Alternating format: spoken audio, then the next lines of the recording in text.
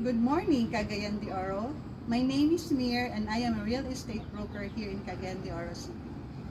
So do you know what is the meaning of zircon? Zircon is a gemstone and it is said to clear out negative energy and has a positive aura. And other properties is that it attracts wisdom, success, health, and honor. But here in Cagayan de Oro, zircon is the first tower in Alexandrite columns, a special condo project of A. Brown, the leading real estate developer in Cagayan de Oro City. So it only has 1 bedroom and studio units. So if you want to know more, please comment down below or send me a direct message. Thank you.